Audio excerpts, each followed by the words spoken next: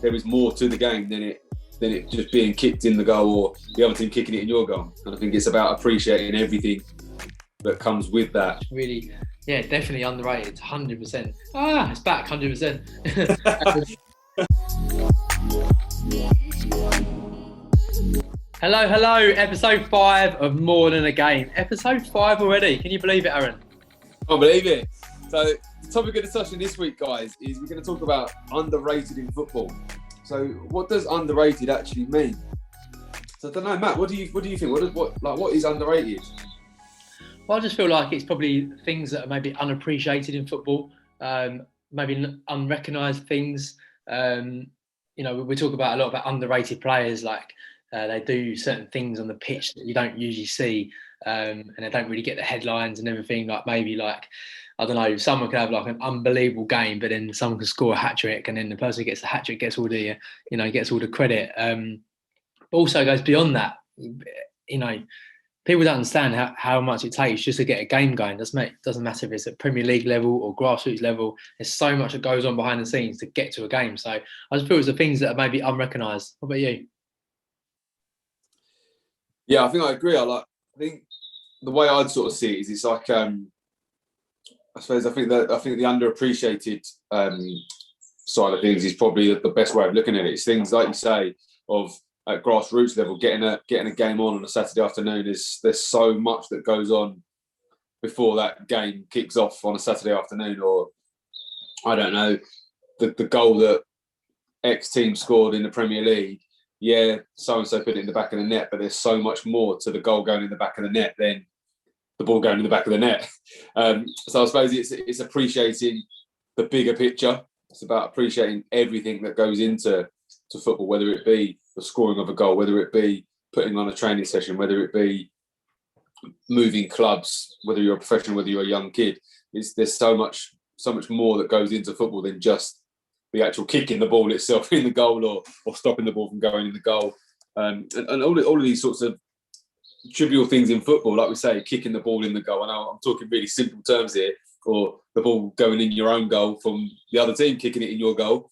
I like to say I'm talking real simple here, but there is more to the game than it just being kicked in the goal or the other team kicking it in your goal. And I think it's about appreciating everything that comes with that. And I think, yeah, like we're saying, we're gonna go into some detail here about some things that do affect the kicking the ball in the goal that are not appreciated as much as they probably should be. Which is you get that in all walks of life, I suppose. There's always things that are underappreciated, but yeah, we're going to go into some detail here about we've got quite a long list here. So so I suppose let's get straight into it. What do you want to go with first, Matt? Well, you said about kicking the ball in the goal. What about people saving the goals? Let's start with goalkeepers. I feel like goalkeepers are so underappreciated. Do you think? What do you reckon? Oh, massively, and I think goalkeepers get a lot of stick, and I think that's an underappreciation in. I think that's an underappreciation, and I think they're sort of underrated in the way that they're not. I think goalkeepers at all levels are not treated the same as the outfield players. Do you see what I mean? Yeah, I agree. I mean, it's almost like, especially, I know you'd agree with this, like with grassroots football, it's like nobody wants their child to go in goal, or nobody wants to go in goal, because it's like, I think everyone thinks it's just about scoring goals. Again, it's the under appreciation of the goalkeeper and how important the goalkeeper is. I don't think, I always say this, and I'd love to have a debate with someone about this. I don't think you can have a bad goalkeeper and win a cup or win a league. I just don't think it happens. But maybe more a league than a cup. But it doesn't happen. You need a good goalkeeper. There's no way. There's some teams that even try to play without goalkeepers at a grassroots level, because it's just that it's like kind of that they just don't acknowledge the importance of a goalkeeper. It's almost like they dismiss it.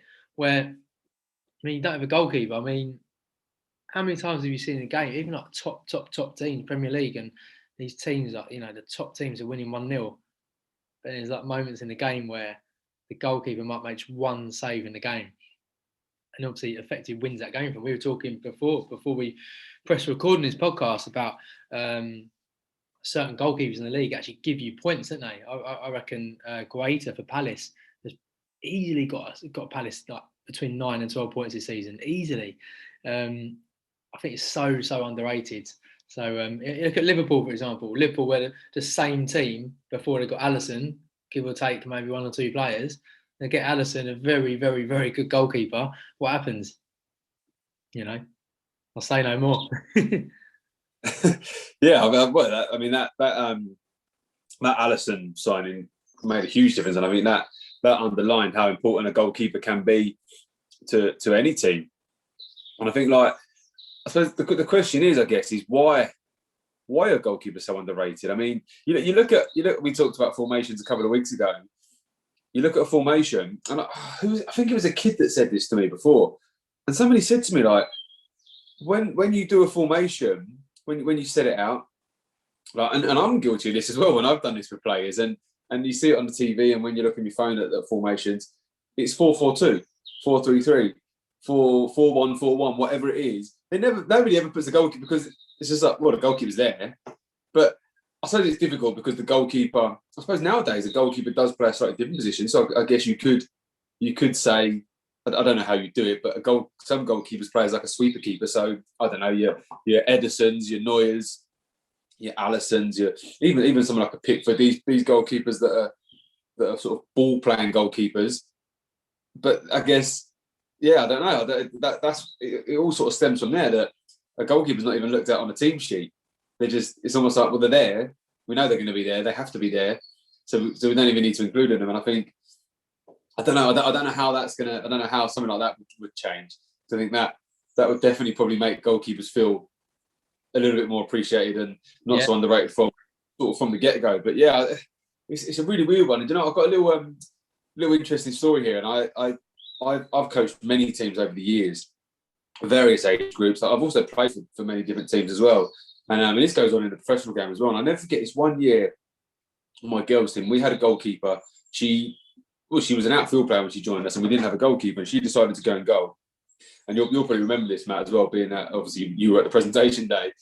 And I'll never forget, she got voted Player of the Year by all the players.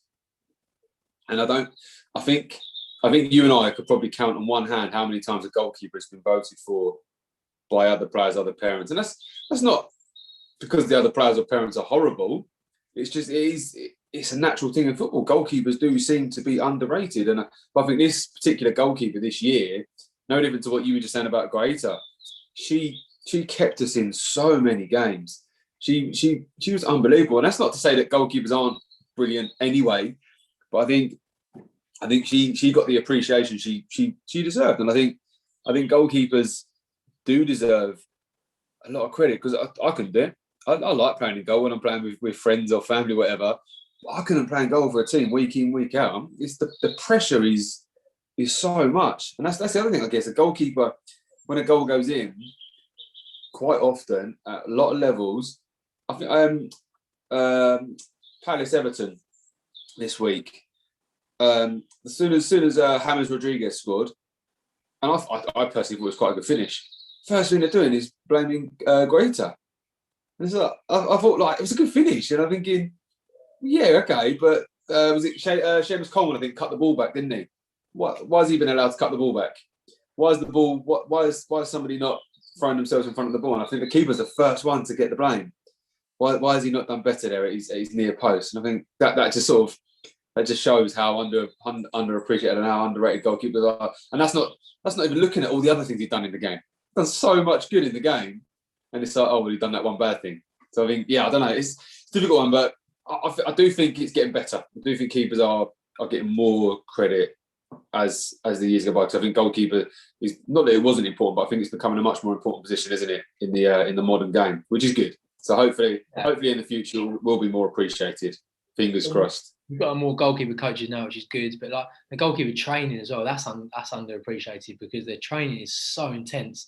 Like, it is tough as well. And obviously, it's like one-on-one, isn't it? Or maybe professional clubs, they've got one or two goalkeepers, so it's only a small group.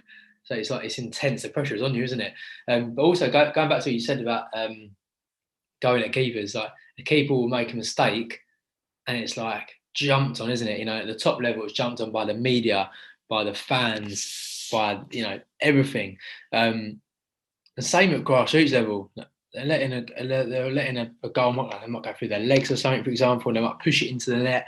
But two examples there, and it's like really like jumped on as well. And I'm thinking, hang on a sec, how many times did our midfielder misplace a pass? How many times did I don't know, our number 10 lose the ball or miss some one-on-ones? But you're focusing on that one mistake. The keepers, it's like they can't make mistakes. They're not allowed to, and if they do, they get jumped on. So, yeah, I think we need to. Hopefully, this podcast we can big shout out to goalkeepers out there. If anyone's a goalkeeper, we appreciate you, and if we can start appreciating them a bit more, because yeah, I mean, about a goalkeeper, there's so many examples, but I think we basically touched on that. I love and respect for keepers there. What else do you think is underrated, then, mate? I suppose like on a sort of bigger scale, if we're looking at coaches and the managers at any level, you look at the professional game, you look at sort of kids football, adults football, grassroots level, like. And coaches and managers do get a lot of credit, but I think you look at I was listening to a podcast the other day about Jurgen Klopp, and I kind of knew. Well, I kind of knew. I know what Jurgen Klopp's done because I've seen it on the telly, and it's very well documented how well he's done. But you look at Liverpool were great, probably a little bit before our time when we were very, very young. But that guy has come into a football club and has completely transformed it. Yeah, they were close, but he's completely transformed it. I mean, and without sort of blowing our own trumpets, you look at sort of teams we've had. We've had players that are new to football, and we've gone in and completely transformed those players, and many other coaches probably have as well. And I think sometimes, and I think we've had this conversation a million times before, and I think sometimes football fans, often sort of parents, often sort of adults within their own adults team as well, sort of don't understand the work that goes in from a coach to get a team to the level that they've got to. And I think when you're successful and you're winning and you're doing well, people kind of just take it for granted and think, oh great, we're doing really well. Don't think, oh well, the coach has been planning all these sessions to get the team to not concede in 5 games in a row, or coach has done all this work that has made this new formation that they're playing really, really work. And I think coaches and managers do get credit, but I do think they are sort of underrated in terms of the work that goes in. I don't think people quite understand. Not saying people don't understand, obviously people do, but I think especially when you've been a coach as well. And Jurgen Klopp made a really good point actually when I was listening to him about saying, and obviously it's a little bit different for us coaching at grassroots level, but what I say it's different. It's similar, just on a smaller scale, I guess. He said, like, being a football manager, coach, he said he's a 24/7 job. Sorry, he said it's not just going to training and doing the matches. He said I come home and I think about it.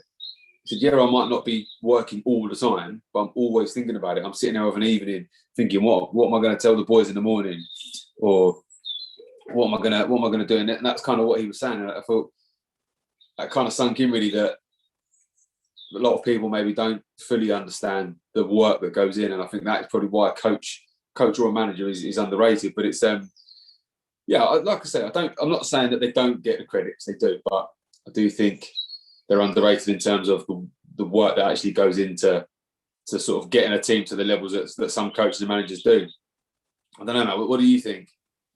I agree with everything you said there, and like, I don't want people to think that just because we're managers and coaches that we're like looking for a sympathy vote or we're getting a little violin out. We're not at all. Like, managers are underappreciated. I mean, and they're only appreciated when they win. That's it. As soon as they win, oh yeah, they're amazing, they're great, best manager ever. You said about Jurgen Klopp, they're not doing as well this year. Nobody's saying he's the best manager ever now, are they? Nobody's saying a word about him. We're putting the blame on him. It's just funny how it just switches like that. And it even happens at grassroots level. It's like, you've been doing really well with a team. It's like, oh, you're the best manager ever. Oh my goodness, you're doing so well. And then when it goes downhill a little bit, people then don't say that, don't they? You're still putting the same work in. 9 times out of 10, that manager's still putting exactly the same work in as they did when they were winning. but probably even harder when they're losing. I know I work harder when I lose, because I think about it. You said 24/7. Even I coach at grassroots level, and I think about it all the time. You know, I'm batting my teams this week, for example, and all I'm thinking about is my shape, my formation, who am I going to play? I've got a few injuries. My older team, my younger ones, we had a way back last year when we played before the lockdown. We lost our last game. How are we going to bounce back from that loss? Even all those months ago, you know. Next season, my younger boys go from 5-a-side to 7-a-side. I can't stop thinking about the transition and do we need more players and how we're going to do that transition and when we're going to get friendlies and when we're going to change the formation and introduce a formation. Do I do it now? Do I do it end of the season? It's just constant. Like I can keep going. And I think they are underrated. And we go back to the top level again. Steve Bruce hit a really good comment. Actually, I never thought I'd ever say that, but Steve Bruce, he said a few months ago, I think Newcastle were losing a few games, and he was like, and the press were going, how do you feel, Steve, that, you know, you're going to lose your job now, and if you lose one more, I think that's you done. And he was like, no, I'm all right about it. He said it was Arteta last week, so it was Pep Guardiola the other week. He said it'll be someone else next week, so I'm fine. You keep saying what you got to say. And it's like everyone just jumps on the manager if they lose quickly, and it's like that underappreciation for what they do. They know more than anyone else why they're losing or what's going on, and they're probably the best person equipped for the job to get them back on track again. But it's so quick just to go, oh yeah, whatever, we'll get rid of you, get someone else in, and it's just like it's just treated like dirt, I think. And I just think also these managers that work all their lives to be a manager, be a coach, and like dedicate themselves to it, and they just get overlooked by ex-players and things like that. I just think it's just so like it's such a bad culture with managers right now. You lose a few games, you're out. You weren't an ex-player, you're no good. I don't care if you've done your course. You were a great player, you'll be a good manager. No, it doesn't work that way. And it's a real sensitive one for me. It's just that lack of respect as well, that lack of respect, that disrespect, and that unrecognition of all that work they do. But if they're doing really well and they're winning every week, oh yeah, you're amazing, you're great, yeah, well done. But you lose a few, it's just like whatever. We don't care about you, and just replace you. I hate that culture in football. I feel like the manager should be given more time, or they should, or even like the backroom staff, the chairman, that should look at actually think, do you know what? They're doing everything they can. Let's try it. Let's talk it out to try and work it out. But yeah, I suppose managers getting sacked and that is for a conversation for another day. But I do feel like managers are unrecognised, and I know a lot of people disagree with this because they'll say, "Oh no, managers get all the credit when they're in the leagues and that." But what about, I don't know, what about teams that, I'm trying to think of an example off the top of my head, but just teams that kind of just stay in the Premier League, for example, and just kind of float around. It's so hard to stay in the Premier League these days, especially like the budget some of these teams have got, or the size of their club that you can't compete with. Like someone like West Brom can't compete with someone like Man City. So like, I just feel like that appreciation for the manager, what they do, even just keeping in the league, is so underappreciated. Personally, I'm a Palace fan. I just feel like even Palace, like we were never meant to be in the league. What's it, like 8 seasons in the Premier League now? That was never meant to happen. I love it. Every season you ask me, where do you want Palace to finish? I always say the same answer, 17th. Because as long as you stay in the league, it's successful and it's a tough job. So people jumping at Roy Hodgson just because, I don't know, last season we were doing X, or the season before we were doing this or that. He's keeping us in the league. Like, appreciate the man, appreciate your manager. Like, they do so much work. You hit the nail on the head. It's a 24-hour job. So I think people should appreciate the managers more, personally. Sorry, Oh, mate. yeah, well, it's a tough job at any level, whether you're the Premier League manager, whether you're a Premier League manager, whether you're managing in a local football league, managing an under-8s team. It's a tough job to do, because you're, like you say, whether you're coaching Man United or you're coaching, I don't know, whatever team in the local kids football league, you're doing the same thing. Yeah, you're not doing it at the same level, but the same principles apply. You're planning sessions. You're still trying to work on what way you're going to play the team. You're still trying to keep all the players happy. In kids football, you're trying to keep the parents happy as well. And it is a like you say, it's a job that takes up a lot of your life. And I think I think it's important that people appreciate the work that goes in to being a football sort of manager and a coach. But yeah, anyway, moving on, Matt. What else do you want to sort of touch on our long list that we've got here? Anything else that's great? Well, we've got. I don't think we say too much. We mentioned like the backroom staff, the coaches. I think it's quite similar to what we said with the managers, really. So I think what I'd add to that is that they have to come up with the sessions, don't they? And that's underrated as well, because it's not easy putting on sessions, and sessions are that apply for that team and that age group. So it's very difficult to do. So yeah, I think it's quite similar to the manager thing. So I think we should maybe talk about referees. I'm not even a referee. I've refereed refereed loads of games, but I'm not a proper referee. But and do you know what? I can talk two sides of this, and because I didn't appreciate referees when I was younger, and I'll admit that I'm actually quite ashamed saying this now, but when I was younger, especially in my teenage years, I was terrible with the referees. I was always like, ref. I blame the ref every week. Um, every time I'm offside and people know me playing, they'd always give me stick for that. But I wouldn't blame myself. It wasn't me who was offside. It's the linesman that gave it. It's the linesman's fault. Yeah, the way that even myself and other people would speak to the referee, I think it's just appalling. And I've now got to a stage in my life, it's probably turned when I actually refed a game. I refed my first ever game when I was 16, and I got abused, verbally abused by the supporters. I wasn't even affiliated with either club. I was about to say the teams. I won't say the teams.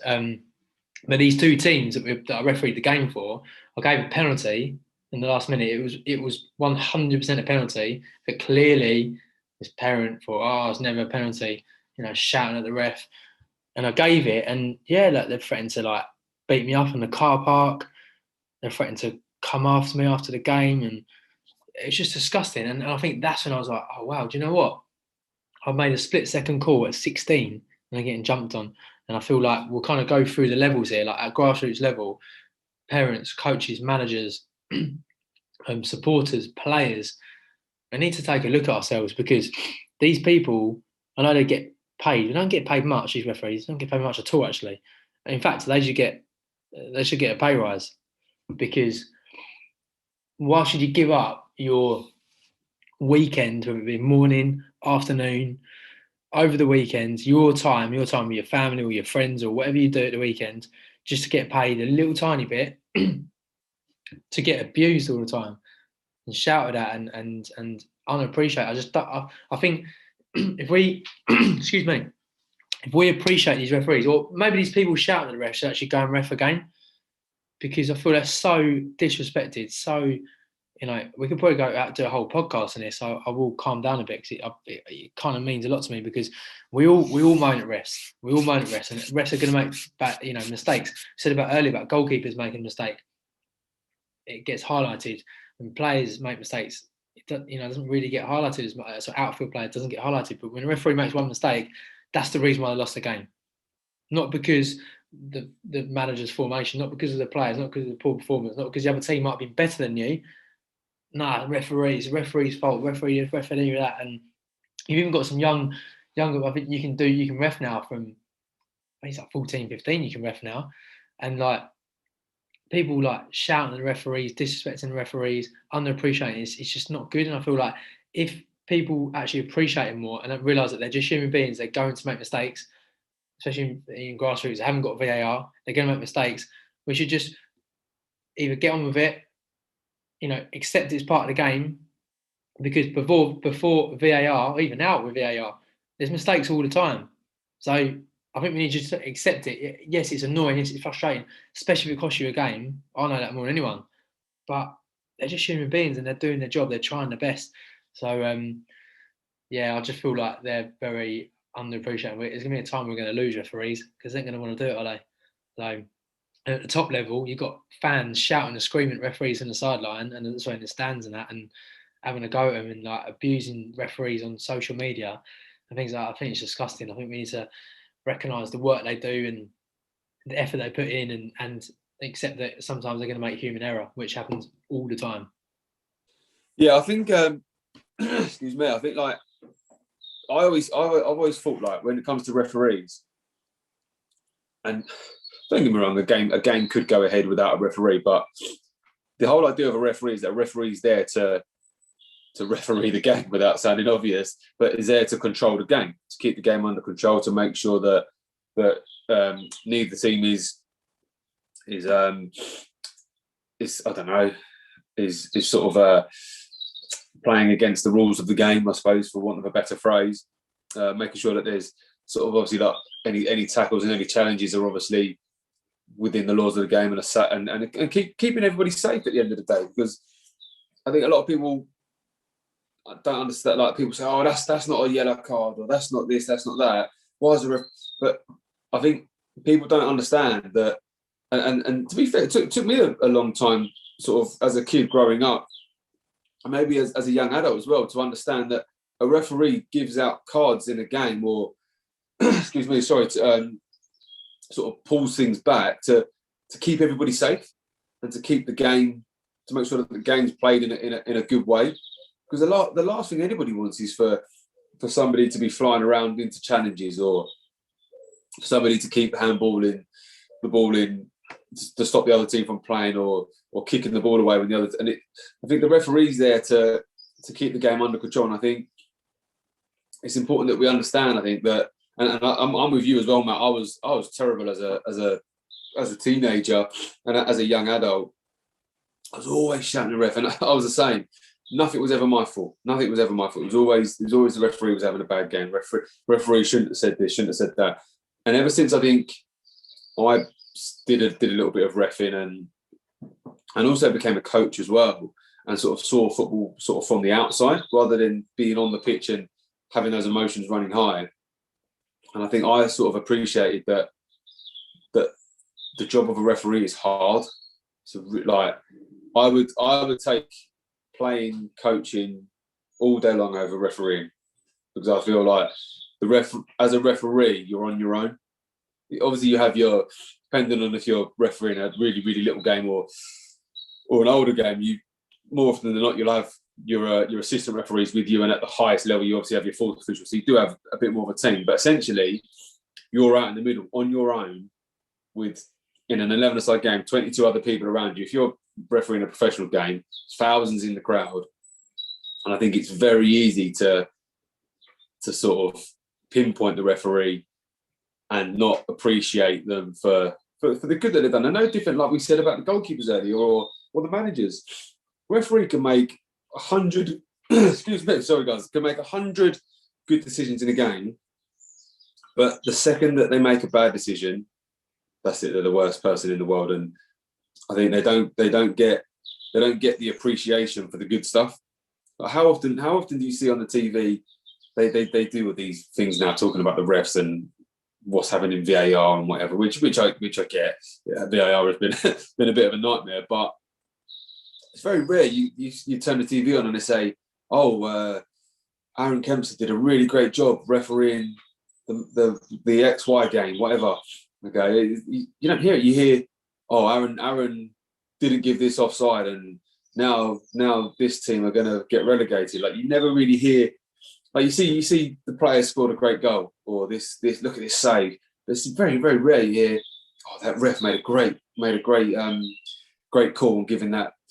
Very, very. I'd struggle to call any time when that's ever happened. But I think referees, like I say, without referees, games will still go. Games can still go ahead. Of course, you can play without a referee, but I think people would have and myself included, we'd all have a massive shock at how different a game of football would be without a referee. And you are going to get some referees are better than others. It's no different to players. Some players are better than others. That's life. But I think a referee is there to control the game. And imagine what some games would be like without a referee. The game, like I said, the referee's there to keep you safe, to make sure that the game's played in a good spirit, which I don't care what anybody says. Oh yeah, you need to, no games are friendly, blah, blah, blah.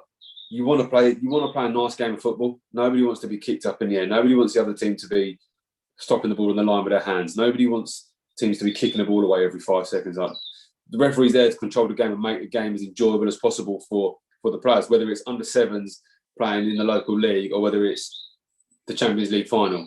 The referee's there to make the game, I think, as enjoyable as possible for everyone and as safe as possible for everyone. And I don't think referees are looked at for doing that job. Referees are looked at as bad people, and I think they need to be appreciated for the reason that they're there, because that's what they're there for. They're there to keep the game safe and make the game a good and enjoyable experience for everyone there. Like I say, I know there's everyone say, oh well, no games are friendly, like I say, but it's football, and like, well, I'm sure we could both reel off examples of games that we've not enjoyed because of X, Y, and Z happening with whatever teams.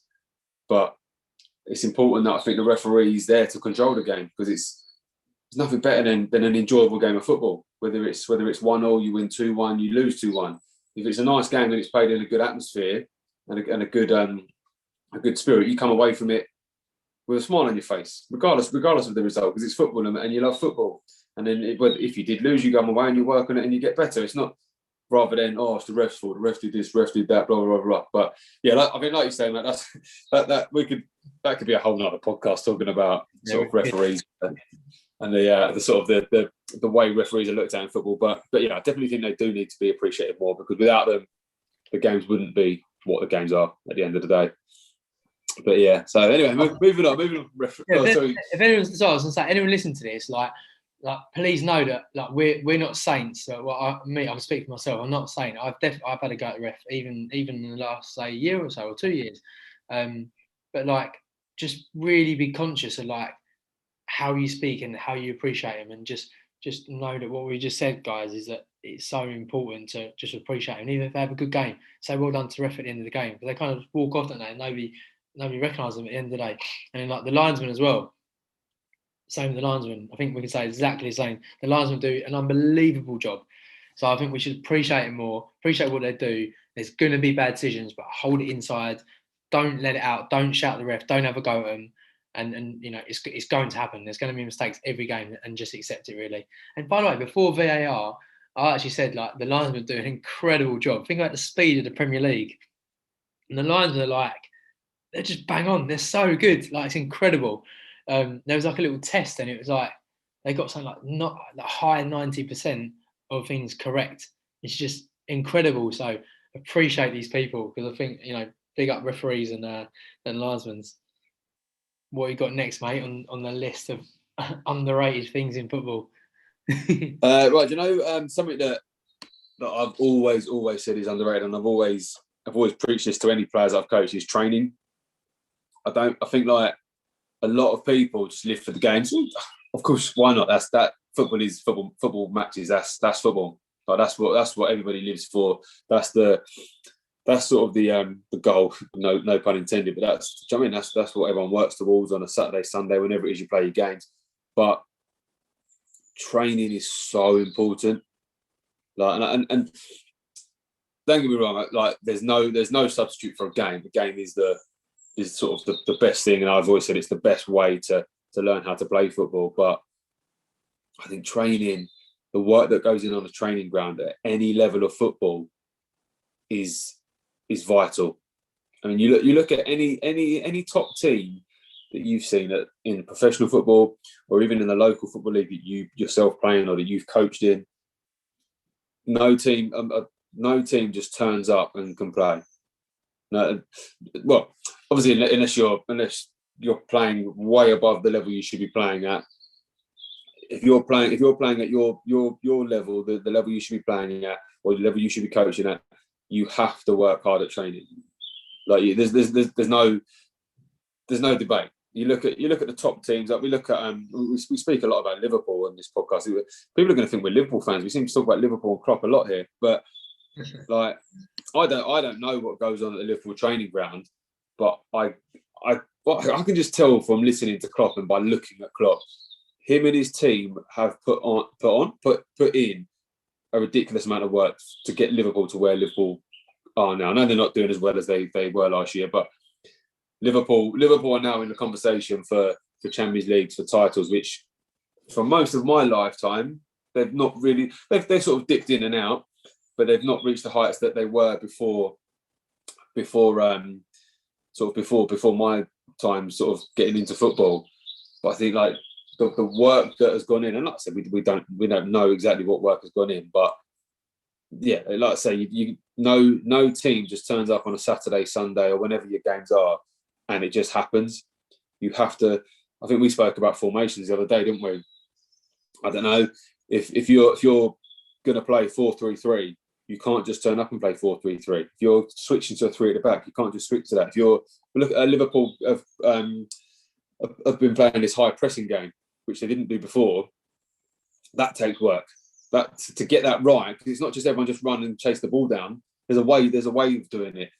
There's certain players have to press at certain times, and the work that would have had to go in for, I don't know, so that Wijnaldum knew when he pressed. He knew that he pressed when the ball was in a certain place or when a certain position got the ball on the opposition.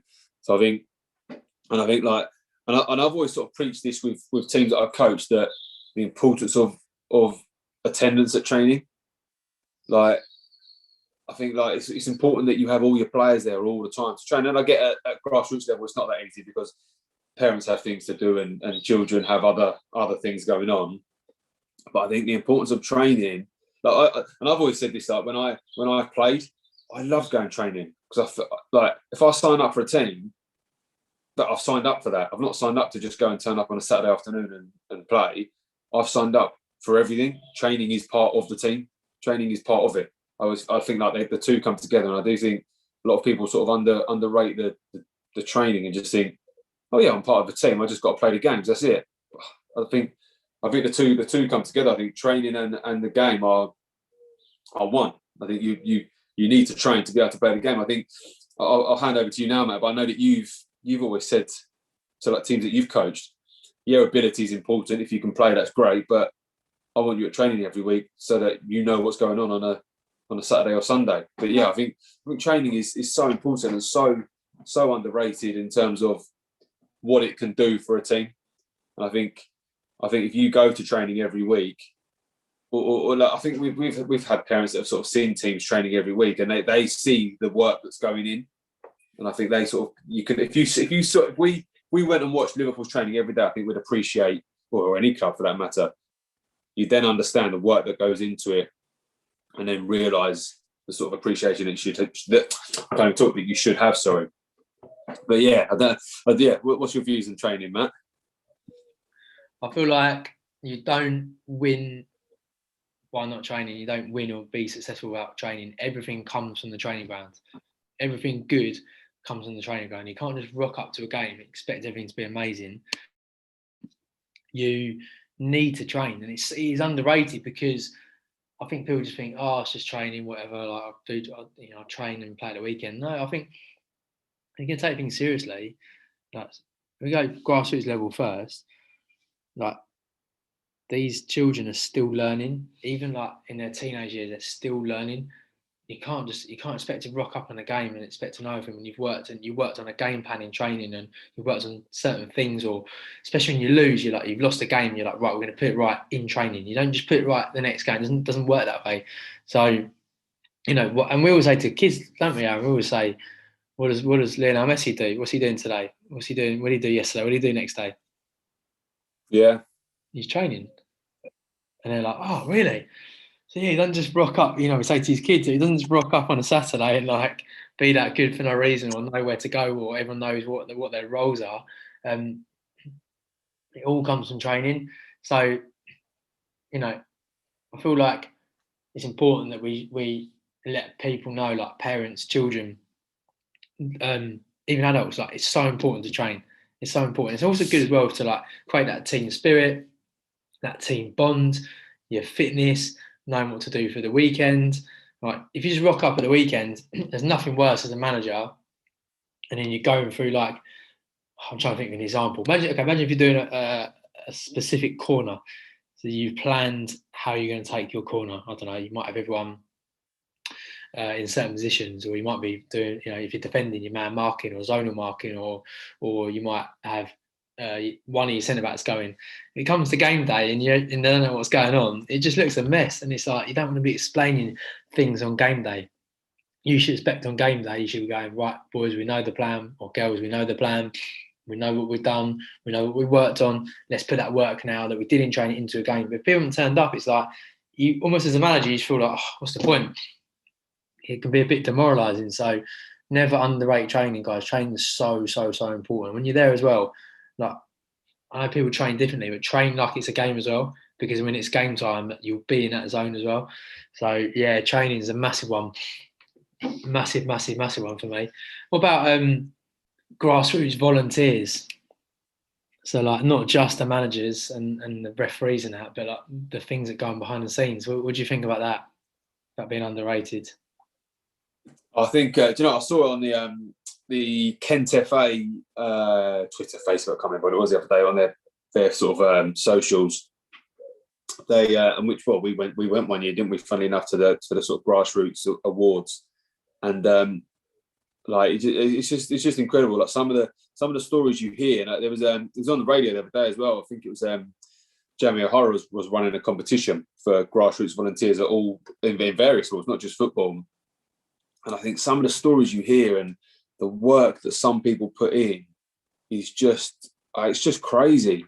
Like you think like some people like, I don't know, they have a full-on job, a family, and yet they still run a football club on the weekend. And like we mentioned earlier, running a football club at any level, whether it's an under-sevens team in a local league or a professional team, it's a 24/7 sort of job or role, however you want to look at it.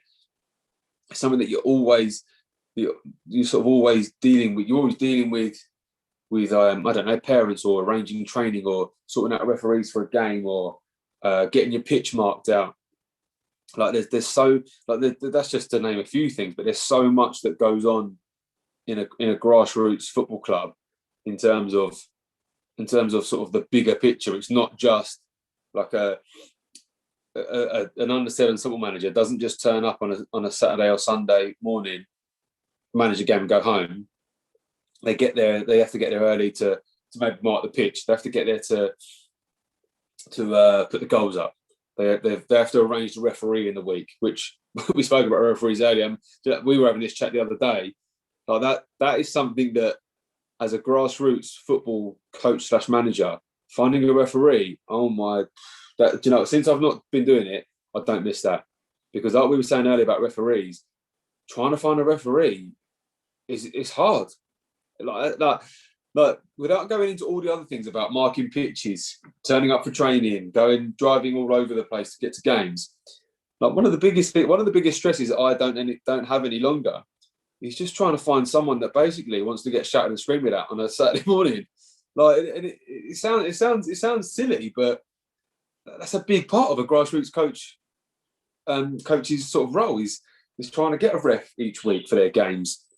Sometimes that can be stressful because you can't find someone, and it's finding someone, like I said, that wants to be shouted and screamed at by parents, by coaches from the opposition maybe. But yeah, I think there's so much that goes on, and a lot of these sort of grassroots coaches that are up and down the country, and even in other countries as well, is that they don't have to do it. And quite often, like a coach will coach a team because their son or daughters may be in the team, and they do it because they love it, and they do it because their son or daughter is in the team, and they want to help them, and they want to help the team. But quite often, there's coaches out there that just do it because they love it, not because their son or daughter in the team, and it's a hobby. For a lot of people, it is a hobby, but I do think that the work that goes in is so much more than just what people see on the football pitch. There's so much more to it, like I say, like marking the pitches, like getting referees, going to meetings, dealing with parents, dealing with issues within the team of, I don't know. I mean, some teams you can have bullying within the team. Some teams you can have players come to you with various other issues because you become an important part of your players' lives. But I do think sort of grassroots coaches are sort of underrated. I do think they do get a lot of credit. Don't get me wrong, but I do think they're underrated in terms of the amount of work that goes in apart from the football, which I guess we seem to say this about everything, but that could be a whole other podcast, couldn't it? I mean, we spoke about grassroots football, didn't we, a few podcasts ago, but I definitely think sort of the grassroots volunteers and obviously I've just touched on sort of the coach really here, but obviously there's so many more. I touched on sort of meetings and that as well, but I mean I'll pass it on to you, Matt. I'll let you sort of touch on sort of all the other people within the club that sort of do all this other sort of stuff, like your pitches and your meetings and things like that. I mean, yeah, do you know what? You've basically hit everything on the head there. Like, there's nothing I'd say now that I wouldn't be like repeating, but you're so right. There's so much that goes on. Like, if we're talking about a grassroots level, even if you look at the top level, look at a Premier League team, look at the background staff, there's everything, like you name it, you know, like for the grounds, for the catering, for the social media, for the marketing, the advertising, the ticket sales, it goes on, the chairman's job, you name it. There's just so many roles. I can keep going, to be fair.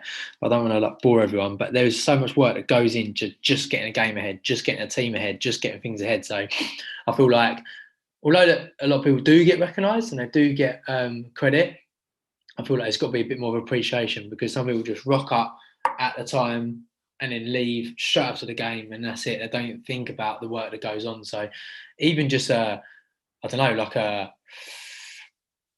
just like even just like a thank you or something to people, and just like that recognition of what they do would go down so much. I mean, they do like these FA awards, don't they? Like volunteer of the year, groundsman of the year, etc., and like even like if you just get a minute, guys, to go on the FA and look at these awards and just write something about these people that you appreciate, and it goes down a long way. And you know, even like just little things like when you get a message of someone saying thank you, it means so much, doesn't it? Like there's nothing that can replace that. It's so nice, and it's nice to be appreciated. So I feel like anyone listening, just remember, like it doesn't just, the games don't just happen, the goals don't just magically appear, or the kit doesn't magically appear, or the lines don't magically appear, or the grass doesn't just get cut, or you know the fixtures get arranged like that. There's a lot more to it. So I suppose a bit like the referee, like bear in mind there's so much more to what the referee does. Bear in mind there's a lot more what goes on behind a club, and just I suppose just appreciate it more. Really, it's nice that we talk about these things, because there's just things that don't get brought up, are they? So even like the people, the members of the league that people will never see, the league chairman, the league secretary, the league treasurer, the I said secretary, the fixture secretary. There's so many people. So big shout out to them as well, because they do a lot of work and they give us so much time. So otherwise these leagues wouldn't happen, would they? So yeah, is there any more you want to finish up on, mate, before we do a little game at the end? Yeah, well, why don't we've got one more here, which I think is massive at every single level of football, and that's sort of families. And I think that families are huge for all levels of football, from 3 years old all the way up to 33, or however long these people play for, whether they're professional or not. I mean, if we sort of touch on the grassroots level first, I mean, parents have to drive their kids here, there, and everywhere to get to training, to get to games. Sometimes, and some. I mean, I've always said, like, we've had kids like sort of in and out of our club that have got maybe like 2, 3, 4, sometimes more siblings, and I think, how do these parents like get the kid that I'm coaching to their football session, the other kid to the karate club they got to go to, the other kid to their ballet?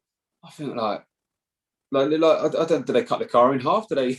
Like, I just don't know how. I don't know how some parents and some families do it, but they do. And I do think parents and families, and sort of families in general, are sort of underrated in terms of the sacrifice that they have to make to be able to get their children to their football game on a weekend, to get them home fed, and then to training and get them sort of here, there, and everywhere. And I think it's well, I think you and I have always sort of said to players, like, make sure you say thank you to your parents, because without your parents, you wouldn't be here. Because a 6-year-old can't get themselves to football on their own. As much as they probably like to think they could, they can't. they just can't. And I think it's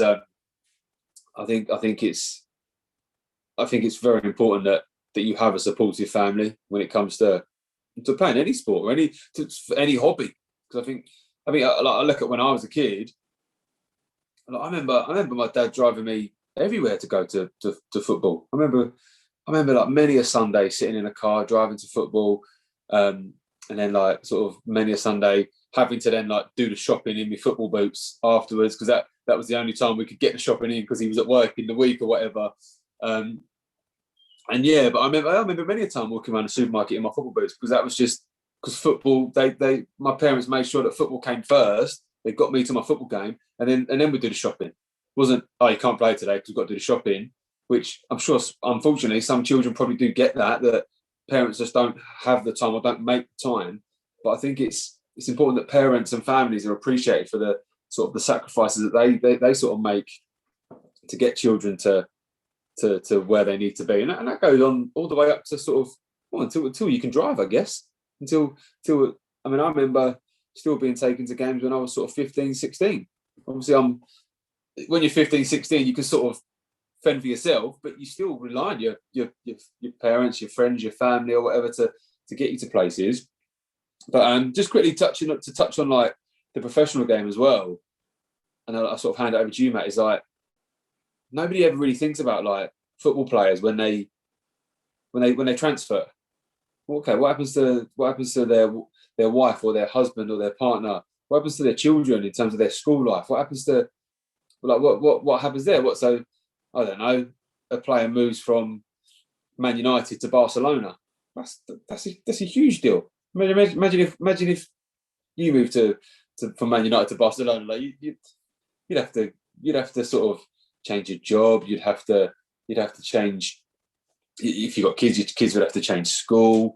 You'd have to learn a different language. You'd have to make new friends. Like there's sort of so much more to it. But I'll sort of hand over to you, man. I'll let you sort of elaborate on both really. But yeah, I think families are definitely underrated in the sort of. I think sacrifice is probably too strong a word. It's not a sacrifice, I guess, because families do it because they want to do it. But it's, I don't know if there's a better word. You might have a better word than me for it than a sacrifice, Matt. But I think they do certainly give up a lot to make sure that these football players can sort of live out their dream, really, at any level.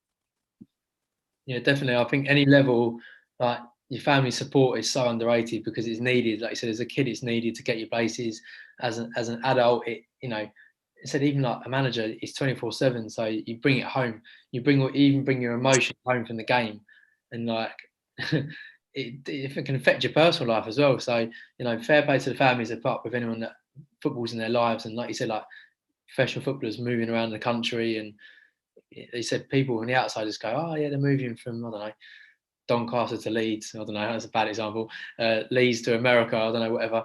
And it's like, oh yeah, they just transfer and that's it. They don't think about the bigger picture, like you said. So it's like that, fair play. So any families listening, we appreciate you, and fair play to you for being so devoted and dedicated to your loved ones who are involved in football. And like we said, any kids that rely on your parents to get you to games and that, like, just say thank you, give them a hug, tell them how much you appreciate him, because it's so underappreciated in my opinion. So thank you to all the families. Yeah, my mum and dad had to put up with my football all their lives until I moved out. So I bet since I moved out, I think they're buzzing. Like, they haven't got to deal with dirty, messy boots or bringing in AstroTurf rubber bits in the house and hearing me chew their ears off about the goals I've scored or whatever, or the games I've managed. And so yeah, they've put a bit of peace and quiet for football now. Right. Sorry, Matt, I was just going to finish on that as well. I think it was like we've had a sort of like the support in terms of like you said about professionals, like sort of moving here, there, and everywhere, and younger kids, like sort of transporting them to sort of games and that. But I think like on a real sort of basic level, it's just that motivation, just like you said, and you said about, you use the word support, just being there for your children, your partner, your parents, whoever it is, supporting them. because we've both been there. You come home and you've lost the game. Being there for your partner, or being there for your kids, and sort of picking them up from the lows, because there are lows in football. We have highs, we have lows, and I think it's about that support and that sort of that encouragement to. Because I mean, how many times have you come home and said, "Oh, I'm giving up. I'm not coaching anymore. Or I'm not playing anymore." And everyone does it, but it's then down to your family members or your friends to sort of pick you back up and sort of say, "Well, no, this is why you do it. This is why you play. This is why you coach." And I think, yeah, that support is huge. But yeah, I mean, we could talk about this all day, and there's so many things in football that are underrated. But I think we've definitely covered some important points. Don't you, Matt? Definitely, and also as well, some pros out there who leave their families behind, don't they? And managers, so they leave their family at home and they go away for a couple of years, and that must be tough. So yeah, fair play to all those families. Well, mate, it's very fitting now, isn't it, to end on, we've been talking about things that are underrated, unrecognised. So who is your most underrated footballer, in your opinion? Who doesn't get the credit they deserve? Right, but I mean, there's so many. Like, literally, you could go on all day. But do you know what? I've got two. Do you know what? I'm going to be greedy. I'm going to go with both. I was a centre midfielder, and I've got two centre midfielders that one I absolutely loved,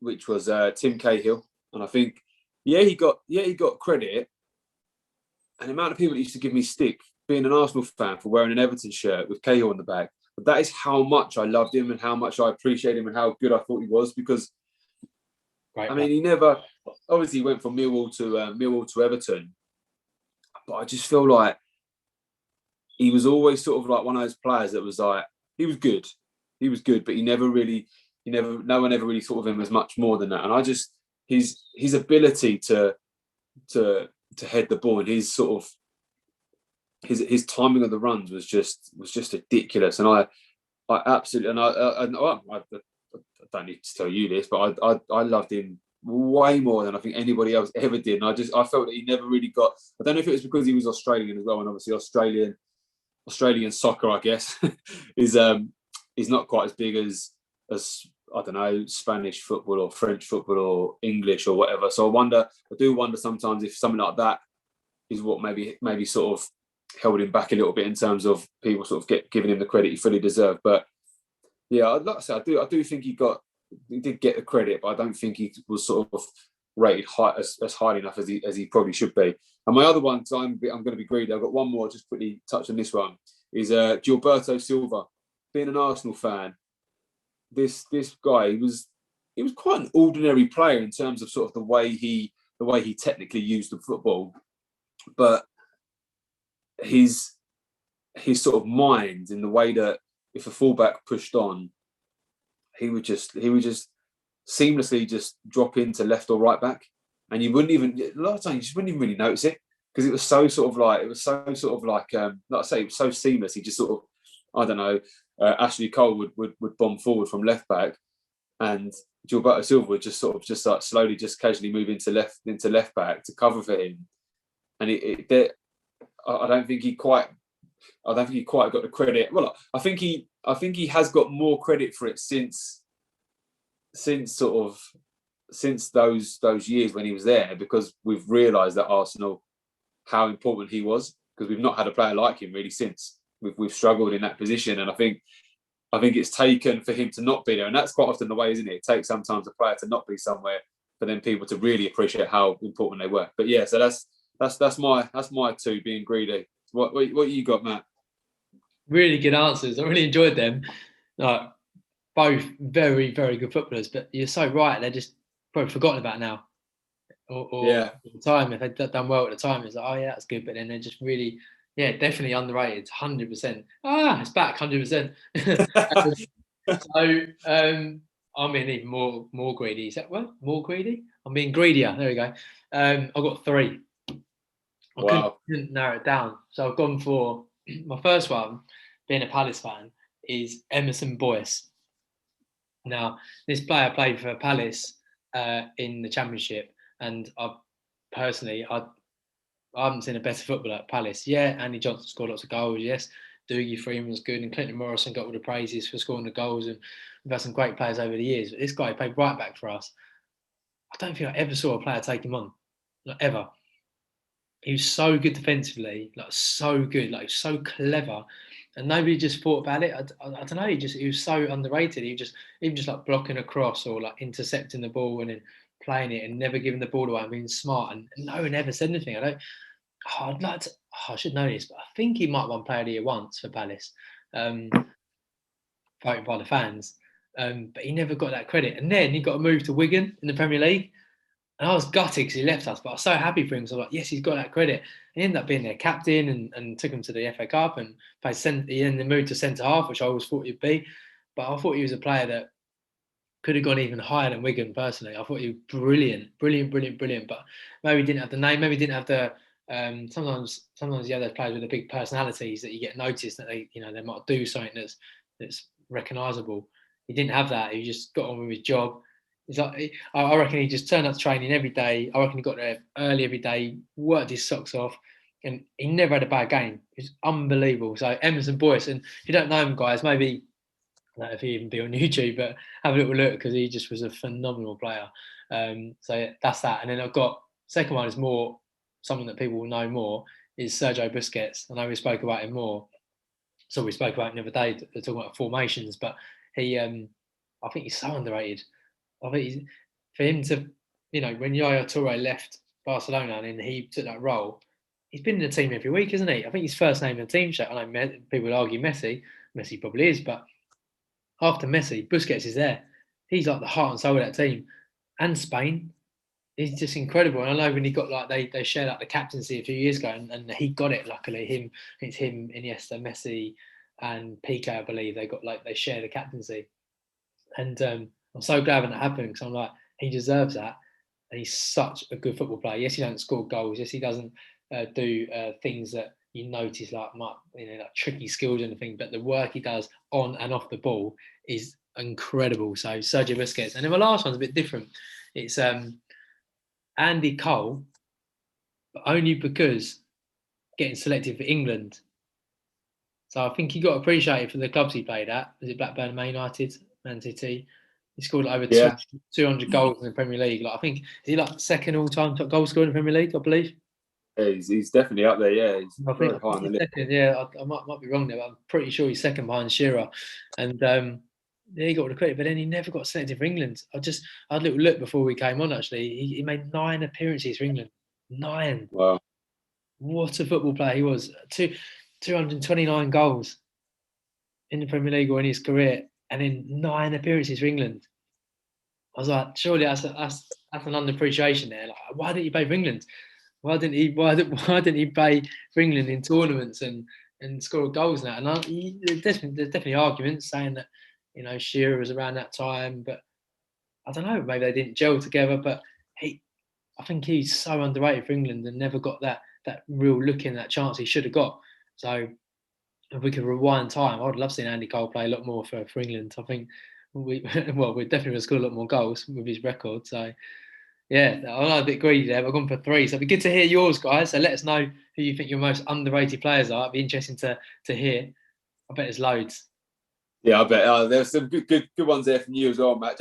Just quickly, because the Emerson Boyce one intrigued me a little bit, and I wondered if there was a similar thing there with Cahill in terms of like where he's from, and do you know which country he's from? I want to say he's somewhere from the Caribbean. So he's actually born in England, but he ended up playing for Barbados, which I won't go into too much detail. I don't know why, but again, and I remember Boyce, and I think I probably remember him more being at Wigan than I do at Palace. But he was brilliant. He was such a good defender, and that was at the time when Wigan were doing really well. But again, does that come down to if and I love what you said about not having the name, because sometimes just by having a name can push your rating up, can push sort of your rating in terms of the way people rate you. But Emerson Boyce is not. It's not a household name, I guess. It's not, and playing for Barbados is not I can name you any players that play for Barbados. Sorry to any. Yeah, true though. How do you say Barbadians? Yeah, I don't know. But yeah, but the name definitely, like, look, Cristiano Ronaldo. I know he's worldwide famous, but because he was called Ronaldo, he was already not halfway there, but he was already he had to step up already because of his name. He had a cool name, which is It's so true. But there's certain players, like you said, like Ronaldo's a good example, but like we're not saying he's underrated because he's not. But he turned up with like remember he had like hair braids, didn't he? When he joined, yeah, it's true. Braids in his hair, and he did like the flat, like 24 step overs every time he got the ball, and looked flashy, and was big on. Even then, was probably big on social media. Do you know what? Ronaldo, he's kind of subject now. Do you know he's got the most Instagram followers in the world? I did know that. Yeah, it's crazy, It's incredible, isn't it? Above anyone, like even like these pop stars and rock stars and movie stars, he's got the most in the world, which I thought was incredible. But yeah, anyway, going off subject. But yeah, Emerson Boyce, like I think those players who just, he didn't dye his hair any certain colour. He didn't like get into like any advertising or marry a supermodel or something. He just rocks up, does his job, goes home. But because he does that in a quiet way, his actual football ability gets overlooked. And there's loads of players like that, and I'm sure we can think of some now if we spoke about it. But it'd be nice to know if people got some other answers. But yeah, and like you said about playing for Barbados, like they never qualify for well, not that I know of a World Cup or anything, or done anything significant. So that doesn't help as well. But and same with Cahill, like you said, playing for Australia, football's not, or soccer as it's called out there, is not huge, is it? So there's not that recognition. And yeah, that's true. He did a lot for Australian football, didn't he? Yeah, he did. Yeah, big time. Just big time. He's amazing. So I'd like to think that Emerson Boyce did some for Barbados football. Yeah. Oh, amazing. No, that's good, mate. Well, thank you for today. And like I said, everyone, let us know your underrated players or things that you think are underrated in football, because we could have gone on all day, I suppose. Yeah, good. No, thank you again, mate, and thank you everyone for listening. And yeah, like we say, get in touch and let us know. Yeah, any sort of underrated players that you can think of, or anything in football that, I mean, there might be some things that we've not covered and you think, no, you've missed that, and yeah, we'd love to hear, and might be something that we've maybe not thought about before, and can start rating more. Yeah, I'd love to hear things that we've not thought about. If we didn't bring it up, then it's definitely underrated or unrecognised. No. Yeah, right. Cheers, mate. Thank you for listening, everyone. Thank you so much. Thanks for listening, guys. See you next week. See you later. See ya. Bye.